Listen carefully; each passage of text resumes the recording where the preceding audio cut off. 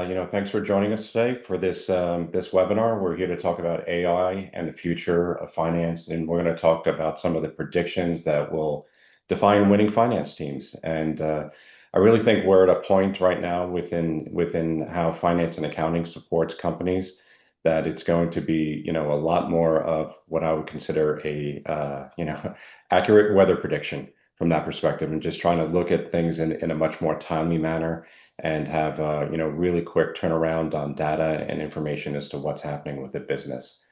Um, and we just want to make sure that we're looking at this and bringing practical steps to modernize and talk about how we're modernizing the finance organization. With that, so with us today is Stephen. And unfortunately, David Abitshine, who was supposed to be joining us today, had a family emergency, so he won't be. So I'll be playing a little bit more of a moderator slash player in the situation as well too. Looking forward to kind of talking about what some of the trends are and ways that you guys can leverage that within your own organization. Stephen, if you could just give a kind of a little introduction of yourself. Cool. Happy to. Hello, everyone. Happy Thursday. Like Tim said, my name's Steven. I started my career at Walmart in finance there, moved over to Silicon Valley, worked for a couple different startups, got my MBA at Booth in Chicago, and then joined Rillet here. So Rillet is the AI native ERP. You can kind of think of us as similar to NetSuite, but if it was built today. So fully AI native, built from ground up, support over 400 customers today, including names like Mercer, Norlink, Kickstarter, Windsurf. Work with Consero directly, very grateful partners of theirs. And yeah, really, really excited to be here today. Yep. And my name's Tim Neville. I'm the managing director at Consero. I've been here for 8 years. Prior to that, I worked in financial services in New York City for about 20 years, JP Morgan, Morgan Stanley, Barclays, and then recently I've been in Austin here for about 13 years, working with e-commerce companies and a lot of, and also production companies as well too. So both sides of the business, and for the last 8 years with Consero. And I'm heading up our AI Fusion Lab and partnering directly with Rillet, with Stephen, and with the great team there. What we're trying to do is actually kind of leverage our decades-long experience on kind of the finance and accounting side with what is an incredible AI native ERP tool that Rillet has. So, looking forward to that partnership. To that, let's just talk about some of the, some 2005 year in review and kind of where we are within kind of the, within finance and what a lot of the finance leaders are doing these days.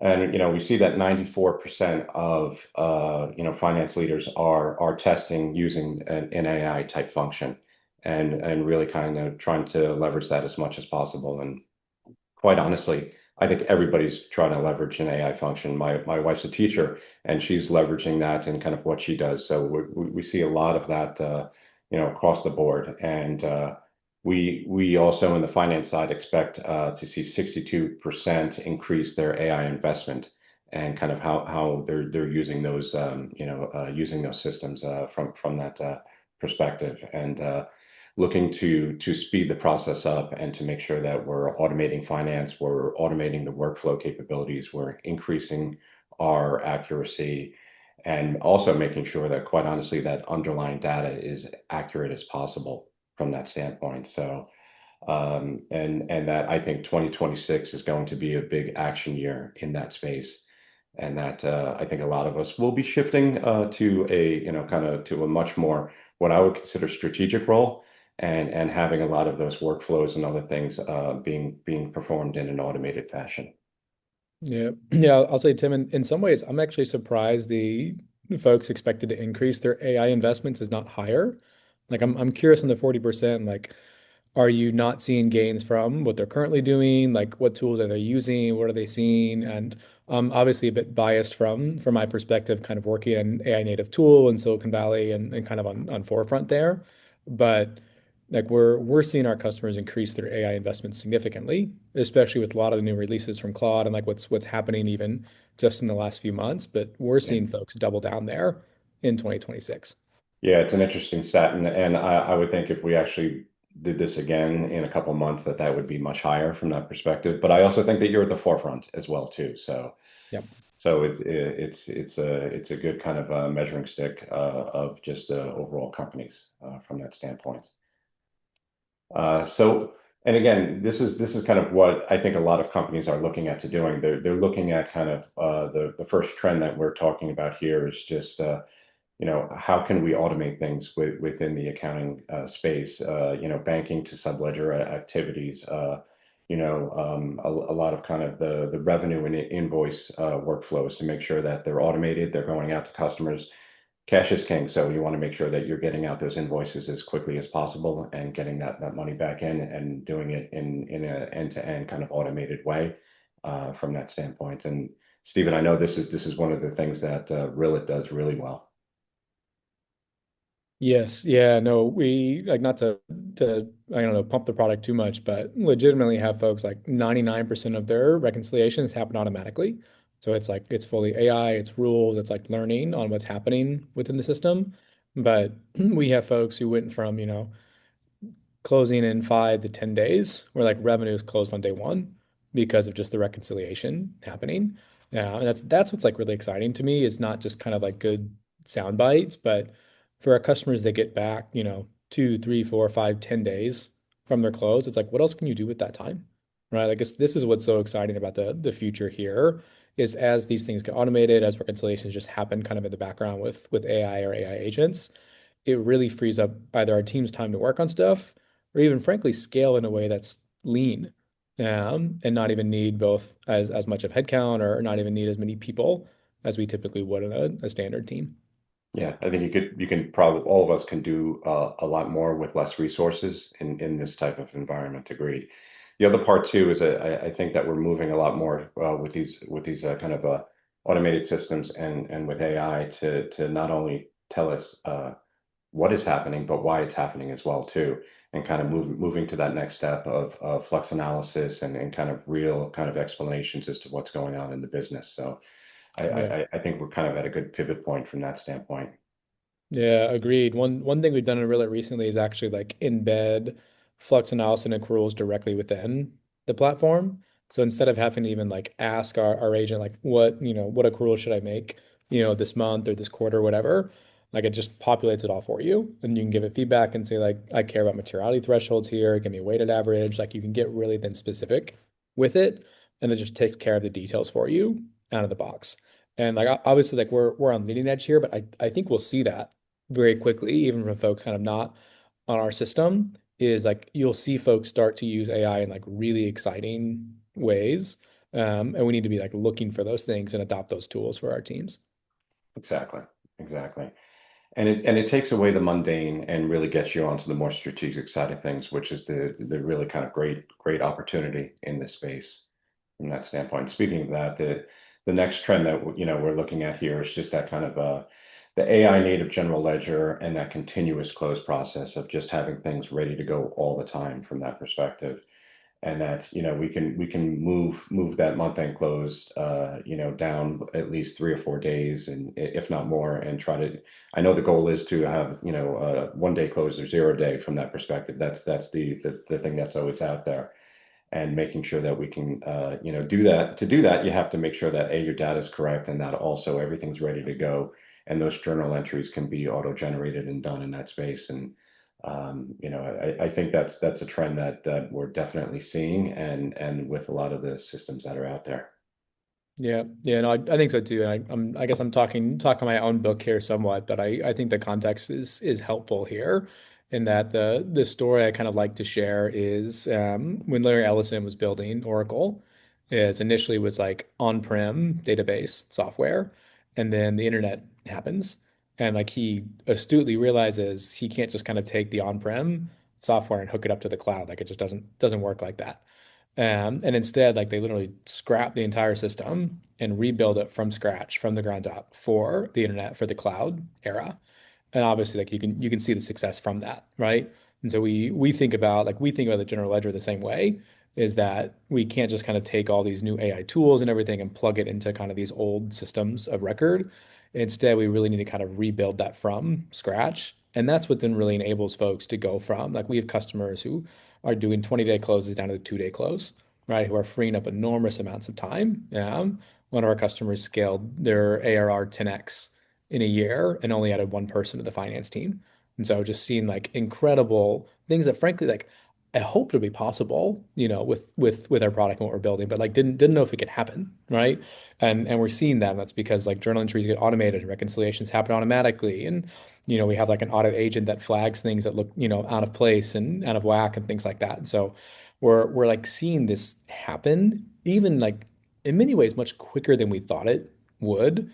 And a lot of that is kind of architecture decision, like how we built the product, but even tools like Ramp and Brex and a lot of these new age tools are thinking about finance differently, and that's enabling folks to accelerate. So it's not just Rillet in the space. I don't remember the exact amount numbers now, but like there's hundreds of millions of dollars from VCs getting poured into the finance space. Like Ramp just raised at a $32 billion valuation, I think, less than 6 months ago. Right. So like there is enormous capital being put into finance and accounting technology in a way that didn't exist even 2 to 3 years ago, right? Like this is definitely the best time to be in finance and accounting, and really like an opportunity for us as finance leaders to really test these new tools and really accelerate our teams in a really, I don't know, fantastic way. Yeah, agreed. And some of the interesting parts that you talked about is especially when you have a lot of connectivity between these different systems with Brex and Bill and other ones like that, then you can have those kind of dashboards that are up and running on your system, and you can be looking at your working capital in on a day-to-day basis from that perspective. And you're not constantly thinking about the close. You're thinking about your cash, and you're thinking about how to run the business in real time.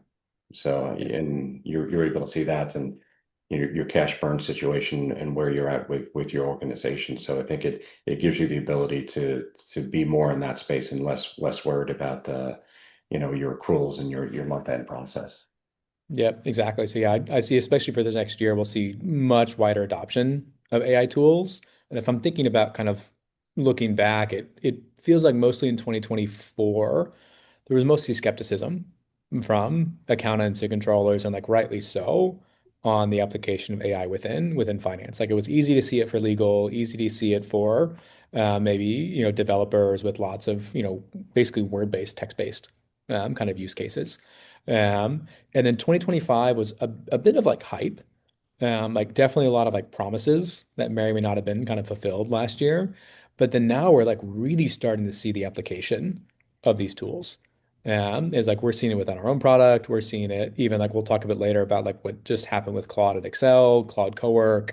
Like literally was texting with the CFO today who has built an entire financial model just with Claude. And like brought it into Excel and like it actually works, right? In a way that wasn't possible even 3 to 6 months ago, right? Like the models were really bad at it. But now the models have come far enough, like these things are possible. Is we have actually customers that have hooked up Rillet our ERP to their Claude instance and are booking journal entries, editing contracts, creating customers, like doing all these actions directly from a chatbot, right? Like directly from Claude. Like these things were not possible 3 months ago, and now it's like what? Like it breaks my brain, right? Is in terms of what is possible today. Yeah, and I think we'll actually touch on that in a little bit too. It's just one of the other trends that we'll be talking about is just the role of the controller and the role of the CFO as well too, because I think that that's evolving as this, as we kind of move into 2026. The other one of the other trends that we're looking at too is just and we see this a lot at Consero is around kind of clean data widens the gap between kind of the AI native environment and that kind of retrofitted environment as well too, from that perspective. So if you have that AI ready kind of environment, you have that kind of structured data that is ready to go. It answers those complex questions quickly. It does a lot of that. Things, but it's also based upon having clean data as your source from that perspective, and making sure that you as a controller, as a CFO, as a CEO, trust that reliable output, right? From that perspective, we've seen situations a lot where we're trying to hook up the different systems, and maybe that Salesforce or HubSpot data isn't as clean as you want it to be coming into your ERP, and you want to make sure that all of those things are set up correctly. So, and Stephen, I know you guys have a lot of situations like that. We have a lot on the Consero side when it comes to a lot of our companies that are acquiring other companies, and they see the value in that company, but they also realize that they have to do a lot of cleanup in that space to get them ready. Yeah, yeah, no, exactly. Is this is definitely like it's in some ways, I don't know, hard to like overstate the impact of clean data in the AI age. Like it's easy to say like the garbage in, kind of garbage out, but like the AI would like use the context it has available. And the teams that are both good at kind of cleaning their data and like providing clean data inputs will definitely move faster than those that don't. It's a bit of like an old story now, but Jeff Bezos is well known for he was really clear with his teams that they had to have all their data available on an API. And so like they were forced to have really good clean data as they scaled the business.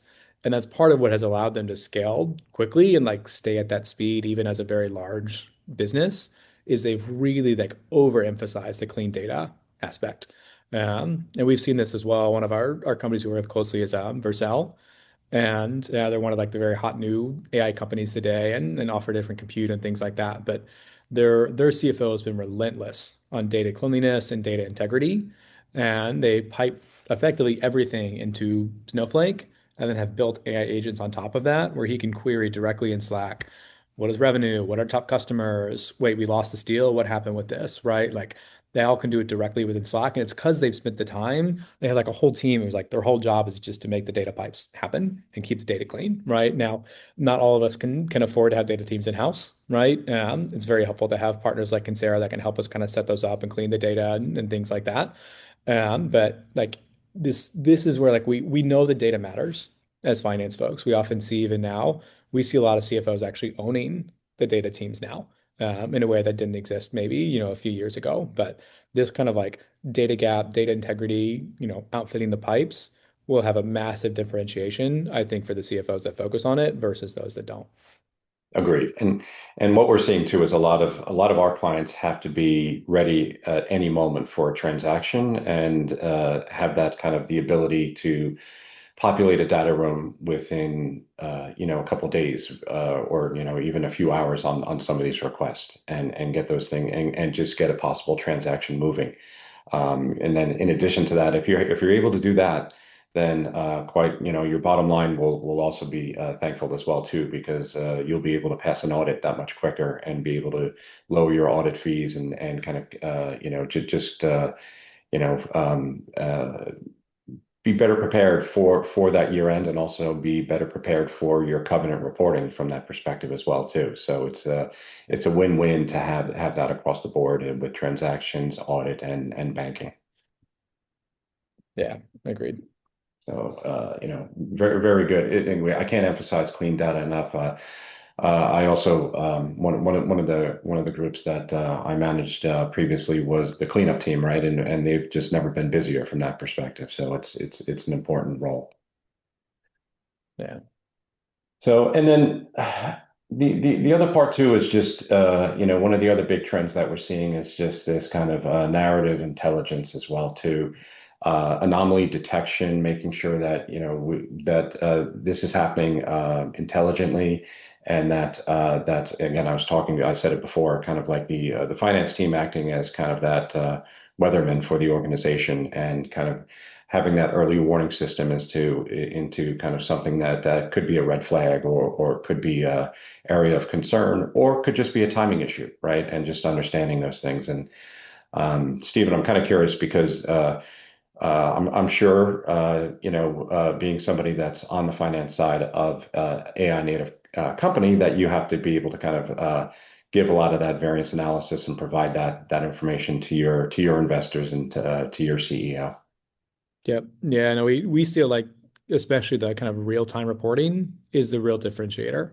Is a good example here is like our customer Windsurf is like I said, they had scaled kind of 10x ARR in literally 12 months, like crazy rapid pace, kind of competitive with Cursor and building just really rapidly. And across both sales enterprise contracts as well as product-led growth. So like very kind of complicated business. And because they had such high product velocity, and especially on the product-led growth side, just massive Stripe transactions coming all the time. And because they had real-time data flowing through their ERP, they were able to catch fraud very quickly Mhm. and catch when folks were trying to cheat the system, and therefore able to go turn those off very fast, right? But that would not have been possible without kind of real-time data and real-time tracking on those systems. And so that's where we really see a lot of benefit on the reporting side is that real-time piece. And what's so frustrating is like often us as accountants or finance folks, like we're very behind the business. Is it takes, 10, 15, 20 days to close the books. And by the time, you know, the executives want to know what revenue is, like it's too late to make a decision, right? Like if I don't know what happened in January by Feb 19th, if you tell me tomorrow, like we've already moved on, right? Like business is moving too quickly to wait this long. And so that's where like we focus as a business and what we talk, with a lot of CFOs today is how can we really like accelerate that timeline is like what needs to happen, whether it be systems or process, team, infrastructure, using AI automation, like whatever it is how do we get to that speed on the insight? Because all our competitors are going to be doing that. And if we're not moving faster, as kind of a finance team and kind of helping push the business forward, it's going to be hard to stay competitive in today's world. Yeah, it's a good, yeah, exactly. And making sure that again, minimizing those surprises and just kind of giving you the ability to make those decisions a lot quicker and a lot more timely from that perspective, and going again from weeks down to days and doing that and supporting those businesses. And you're also empowering your different departments as well too with that and giving them kind of the ability to see what's going on there. And with systems like this to self-serve, right? So then it helps them to kind of run those queries. They can ask they can ask immediately into the system, why is my T&E, jumping month over month and things like that, so they can see that. Yeah, Yeah, exactly. that's Well, good. I think we'll see a lot of transformation here for CFOs. Yeah, and that's a good segue because, the next one is, what are the skills for the AI native accounting role, right? And kind of how is this changing? And what does the C-suite expect to see from their teams, from that perspective? And I do think that the controller is going to be in an interesting situation where that they're going to have to know how to work all parts of the system just to deal with just some of the kickouts or the just some of the exceptions that happen in that space more so than anything else. So Yep. it's not dealing with every issue; it's just dealing with those two or three issues and making sure you know how to respond to them and handle that quickly. And then my experience was as an FP&A. I did a lot of I had a lot of FP&A roles in the past, and quite honestly, I took vacation week 4 or week 1 because I was waiting for the accounting team to close the books, right? And that's when was the best time for me to jump out of get out of town for a few days. Now that's going to go away. Like that FP&A resource will be kind of working week 1 a lot more so than normal because they'll have that data. That's awesome. You get less downtime now. Instead of AI automation freeing you up, it's actually making you work more. That's unfortunate. Well, you should be able to kind of have that. You should be able to do that stuff from wherever you're on vacation these days too. So it's Yeah, absolutely. No, I'm like I think this trend is already shifting dramatically since the year started. Is I was literally slacking with one of our customers today, who he like has a very complicated payroll entry, and instead of kind of doing it manually in the system, literally took the payroll CSV from his payroll provider, put it into Claude, let it do all the reconciliation, create the journal entries, and then imported it straight into the system directly. And he was like, I was thinking about hiring an accounting manager. He's like, now maybe I don't need to. And like exactly. he's rethinking how he builds his team now, which in some ways like scary for junior employees. I think we need to figure that part out. But is wild to see, right? Where like if not like completely replace, at least delay 6 to 12 months in terms of kind of adoption curves there. The other thing we'll see is if any folks on this call, if you have not tried the Claude plugin with Excel yet, I cannot recommend it highly enough. I had to do some analysis yesterday on our pipeline and trying to figure out how fast deals are moving through and where they're coming from and sourcing. And I literally took the input from Salesforce, put it into Excel. I've got my Claude, bolted on the side there, just an add-in directly in Microsoft. And I can chat with it and say, hey, this is what I'm looking for. This is what I want to do. Can you help me with this? This is the data. I explain it the same way I kind of would to junior analyst. And then it just builds the report for me. And like this was not possible 3 months ago, right? Like this is completely new, kind of really, really cutting edge. And it built the report for me. And I still have to make edits to it, right? It's not perfect. But in terms of like acceleration there, where typically it's going to take me 30 to 60 minutes to kind of build the base analysis before I can start getting insights.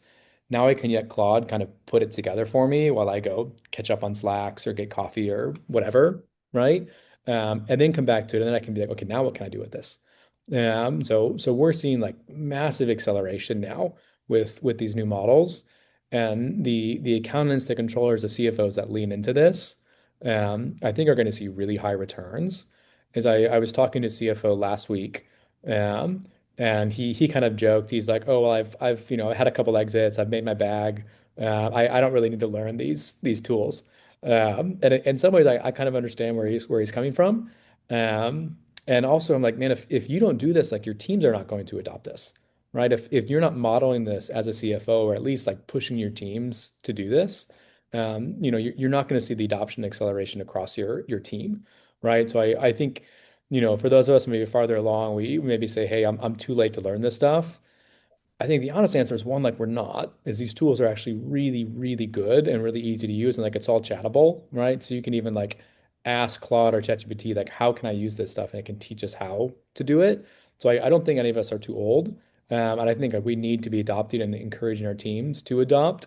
And like we like personally have seen some really cool use cases from Excel and Claude, from like Claude Cowork. There's all these new tools coming out. Like happy to maybe connect with folks separately if they're curious, but like it it it is time in many ways past time to start leaning into this stuff. And I think the adoption we're going to see and like the possibilities, like I said, I've seen folks creating full through statement models and like really complex stuff with this in a way that wasn't possible even 3 months ago. So I think, it's yeah, anyway, it's exciting. Yeah, and I agree to a certain extent. Everybody's got to roll up their sleeves and just understand what's happening in this space so they can have an appreciation for it. And then if you're a large enough organization where you can just make sure that your resources, your talent is also diving deeply into this, it's in their best interest to be doing that and being at the forefront of what's going on here from that because it's going to be whether we like it or not, it's going to be there and it's something that I think is going to save us a lot of hours, a lot of time, and just make us kind of more efficient in what we're doing from that perspective. So agree. Um, and then one of the other trends too is just this kind of data process and readiness, and I think this kind of dovetails on one of the other trends that we're talking about. But we have to make sure that we're scalable businesses. We're businesses that have kind of that ability to scale and that ability to adopt new systems and to kind of plug in things that will make us more efficient from that perspective. And one of the things that I always push on push or profess on a lot of our clients is that chart of accounts have to be consistent across the board. If you want to be able to acquire a company and bring that in there, well, first thing is you want to make sure you do is keep your general ledger general, but then also just have the ability to then take that chart of accounts and add a new business to it and kind of roll it up almost immediately from that perspective, and making sure that you have kind of good data governance in there. And I'm sure, Stephen, you see that a lot with a lot of your clients as well too. Yeah, no, exactly. It's like that's really the critical failure point is like you want to do the adoption, right? Like you want to start doing these things, but the data pipes aren't there. It's like you want to be querying your data directly, but it doesn't exist, right? And so like we've built our own like chat flow directly in Rillet, so you can directly chat with it there. But if you're on like an older school system, right, like they maybe don't have that functionality, so you have to kind of bolt it on yourself or something. So it's definitely like not having the kind of tools in place for it. And then a bit like we talked about on process is we've now actually just rolled out, was it 2 weeks ago, Claude to all of our employees. Have enterprise account and say like we tell folks like you need to be building something here, right? Like what are the things that you can automate? Like what are the workflows, the stuff you're doing manually? Go build something and bring back a use case. We haven't like required it yet. It's been more encouragement, but I've seen some organizations like require the usage. I know one CFO that actually tracks usage by their employees. I don't know that I would do that personally, but I know it's being done, right? Carrot or stick. I know other CFOs that have put AI usage into performance reviews to kind of make sure folks are adopting. I've seen other CFOs specifically allocate budget for it across departments. So say like, hey, we know this will accelerate the business. We know this will be helpful. This will upskill all our people. So like we're going to give you budget as a team specifically for this. Like spend it as you will on LLMs or maybe a special tool that's AI native, whatever. But we're seeing lots of different methods CFOs are using to encourage and increase AI adoption. Because just kind of saying folks should do it may not be as helpful, right? Like we need to kind of build the processes and structures and infrastructure in place to really like enable both ourselves, but our teams especially to adopt AI and be able to implement it well. Yeah. And I think the other part about that too is just gosh, the unintegrated systems like you're talking about, or you'd have to kind of copy and paste one thing over to another system to get it moving. If you're setting up everything right and you're taking out that failure point of having to do those things manually between and actually plugging them in, it just gives you the ability to be that much more kind of functional as a finance group and do those things from that perspective, whether it be Brex or Ramp or Rippling, making sure that your payroll system is integrated, making sure that all those things are talking to each other gives you that much more freedom from a finance perspective. Yep. Yeah, exactly. So.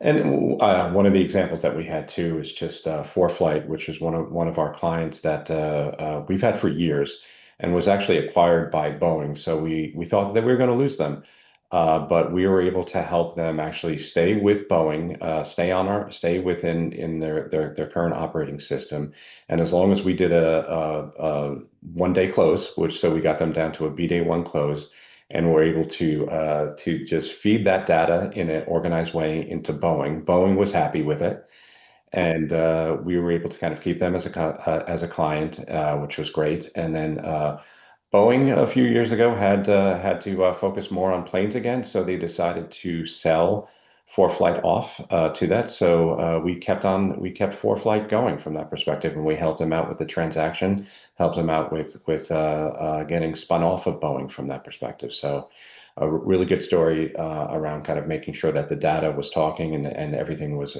working appropriately, for that client, and really good success story. Well, yeah, that's Yeah, awesome. I didn't know Consero did that. That's amazing. That's like, I mean, it yeah, speaks to what you said, like the data quality matters, right? And like being able to provide that in a simple, clean, clear fashion enables businesses to actually make a difference. yeah, absolutely. And if you travel a lot and you see for some reason why a pilot would want to put another screen out onto that, a lot of pilots use this iPod, or they use an iPad with ForeFlight on it, and that's what they actually use more so than their planes. That's Guidance awesome. from that perspective. So it's a great company and a great success story from that standpoint. Anyway.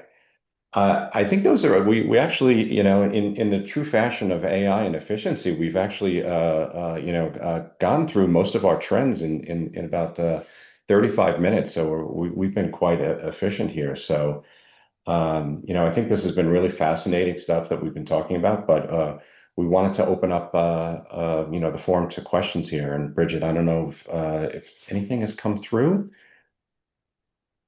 I don't see anything coming through at the moment. And if we don't see any, then we can conclude. Well, I may be is the chat open, Bridget? I may be curious from folks. Are you seeing AI adoption on your teams? I'm curious if anyone wants to share any maybe use cases in chat about where you're seeing success or maybe like where you're not seeing success, that maybe Tim or I could speak to.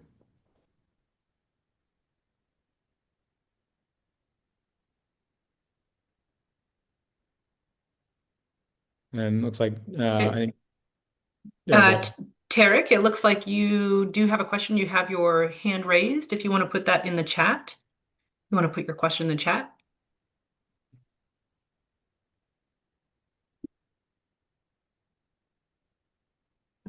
There we go.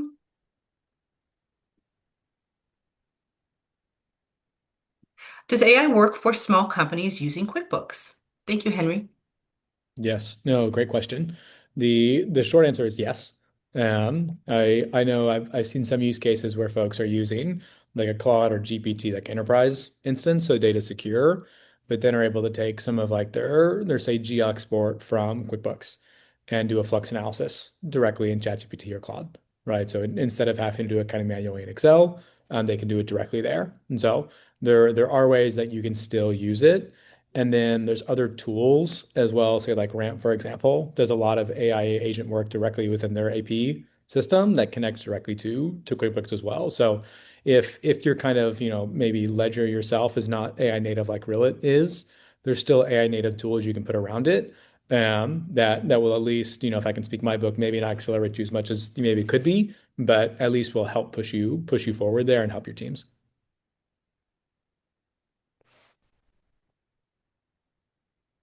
Tarek, I'm not able to unmute you, but you can type your question in. Stacy in the chat, Stephen, has a comment for you. Yep. To improve billing. I'm curious maybe on use case there, Stacy. You said not collections, like billing specifically. Is it maybe not being able to get like invoices out quick enough? Like what's the actual like bottleneck for you on billing right now?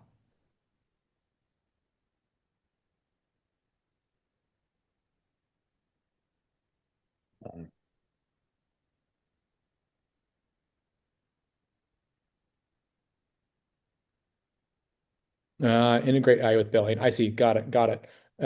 One way I might see, like I would look for it for like tools then. There's some like AR native or AI native AR tools, tabs and sequence that can be very helpful there for applying AI like directly into the kind of billing function. We also do it at Rillet, integrate AI directly on the billing side as well. So I'd look kind of more on like the vendor side, on kind of invoicing to see if that would be helpful. Yes, I told somebody last night I was doing this webinar, and they were kind of asking me what the what do we think kind of the future org chart will look like in finance from that perspective, and kind of where do we think kind of the that kind of the roles within finance are moving. And I think a lot of it is around the controller that will have to be a lot more kind of empowered to do those exception report, fixes and those types of things. So being quite knowledgeable, from end to end, and not just being, like an AR controller or an AP controller. You actually have to kind of run the full gamut from that perspective. And Stephen, I think you spoke about this too, is that the CFO has to be strategic, but they also have to understand, a lot of these AI systems and kind of what works and kind of what doesn't in that space. Tim, we Yeah. do have a question. Sorry, go ahead, Stephen. Oh no, I was just gonna say yes. I think our teams will look very different. Is we're seeing 2 to 3 person teams manning like $100 million business. We talk often like would it be possible for one person finance team to run a 50 to $100 million business? I think maybe. I wonder what that means for like controls. I also wonder what that means if the CFO has to, even with AI automation, is still spending a lot of their time doing the analysis, even with AI, right? Like how much does that really accelerate them? Do you still maybe need just kind of one analyst, one person to take care of all that stuff with AI, and then you can still be that strategic CFO? I think that's probably the more likely outcome is we still see maybe some folks are still hands-on as CFOs, but most I expect will just run with leaner teams in the future. Tim, Agreed. I've got a good question for you. This actually makes sense for Consero. Maybe you can talk a little bit about how Consero is implementing AI in our service model. Coming from Henry, is it cost effective to spend time to set this up in a startup, one that is not planned to be over 5 million in revenue per year? A lot of Consero's clients are in that middle market growth stage of 5 million to 200 million in revenue, and it does make sense at times for them to build AI. But can you talk a little bit about how Consero is doing that for companies in that early stage, early middle market growth, and how Consero is investing in AI for their benefit? Yeah, exactly. So it's a good opportunity to kind of understand that with Consero and with companies like Rillet as well too, we have a lot of experience in this space already, and we also have a lot of the partnerships with these firms that enable us to provide something that could be cost prohibitive for a client of that size to get into something like this and be able to kind of do that. So because of these partnerships and because of just the economies of scale that we can do that across our client bases, it does make sense to do those things. And in fact, we have a lot of clients that come to us that are pre-revenue from that standpoint, and they want to make sure that they're set up correctly for that growth and for the ability to scale in that environment.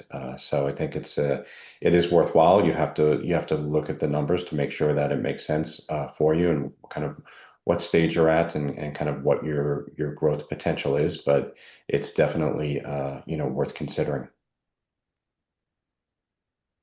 Another question for you all. There's a mandate to leverage AI, and senior leadership teams want to encourage folks to use it. However, we also have a mandate for cost optimization for software spend. So, as AI adoption goes up, costs go up, and then we have to find savings somehow, somewhere else, especially when there's duplication while folks explore. Any comment on that?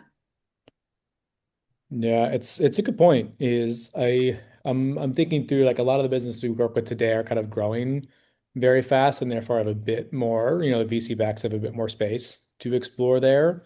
With I would say there is like then have very like specific budget set aside for it. And either yes, look for other areas you can save, or there has to be a bit of acknowledgement like we're going to see savings from this, or even like mandate to the teams, right? Like let's find savings here. If we don't find savings in X amount of time, then we're gonna have to stop using these tools, right? So put some incentive on folks. Like we know we can do something with this, like we believe we can as a business.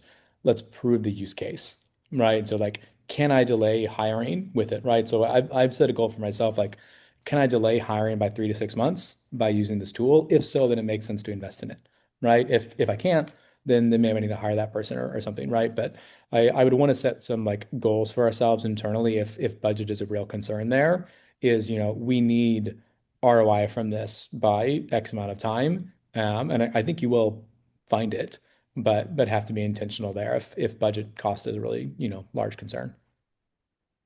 We have a comment and then a question. One of our guests says, I'm an early adopter of technology, but accepting experimental processes as a CFO on live data will be a challenge. Understandably. Got to prove it, test it, prove it. Do you have security concerns or hesitations for connecting MCPs to the existing tech stack, Rillet, RAMP, HRIS, CRM, etc., to a Claude, even with the enterprise plan? Yeah, it's a good question. I'll kind of speak to both a bit. Is that the if like concerns on like security and testing and experimentation, that's where then it can be really helpful to go through a vendor, like Rillet, like Ramp, who's in like applying AI directly within the product, because then you have a lot of those security concerns covered with the vendor side. I do have confidence in like the enterprise plan is covered well. Obviously, like determine on your own and with legal if you trust their T's and C's that they're not training, their own models on your data there. But generally, I think there can be trust there. And if there is sensitivity, then like be careful with what you give it access to, right? Maybe you don't hook it up directly. Maybe you provide CSVs or something, but then you mask the data in some way. So there are ways you can get around it while still finding use from it, but obviously be careful. I do think that someone will build $1 billion company by solving that security concern for us, however they do it. Because that is the question I hear most from CFOs. is like, what about the security concern? So if someone solves it for us and makes us happy, they'll make billions. We'll answer Great. one or two more of these. How is AI improving working capital management and cash flow forecasting? How clean and centralized does our data need to be before AI becomes effective?